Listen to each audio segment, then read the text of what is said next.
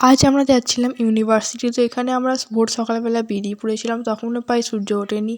সব দিকটা অন্ধকার ছিল, কিন্তু আমরা বেরিয়ে পড়েছিলাম কারণ আমাদের এখান থেকে যেতে অনেকটা লাগে, আর এই ছিল অবস্থা সকালবেলা।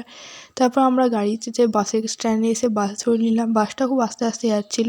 তারপর মেন বাসের স্ট্যান্ডে চলে এসেছিলাম, কারণ ওই বাসটা থেকে মেন বাস স্ট্যান্ডে আসতে হবে। এখানেও অনেক লোক এসেছিল প্রায়, তখনও খুব যে সূর্য উঠেছে এরকম কিছু নয়। তারপর বাস এসে গেছিলো।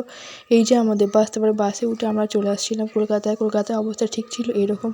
তারপর আমরা ইউনিভার্সিটিতে চলে এসেছিলাম। এখানে দেখছিলাম অনেক বাজার। এই যে আমি হেঁটে হেঁটে যাচ্ছি। এই যে আমি একটু ভিডিও করছিলাম। চারিদিকে অনেক লোক ব্যস্ত ছিল। তারপর আমরা এসে গেছিলাম ইউনিভার্সিটিতে।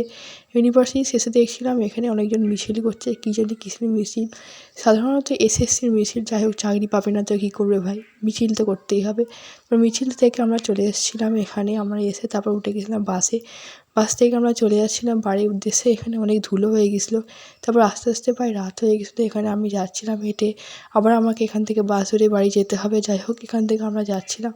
অনেক অপরিষ্কার ছিল জায়গাটা, অনেক লোক যাচ্ছে, প্রায় অন্ধকার হয়ে গেছিলো। তারপরে আমরা যেহেতু কিছু খেয়ে বেরোইনি, একটা রেস্টুরেন্টে এসে আমরা একটা পকোড়া নিলাম, একটা চাউমিন খেয়ে চলে এসেছিলাম বাড়ির উদ্দেশ্যে। এই ছিল আজকের ভিডিও। আল্লাহ হাফিজ।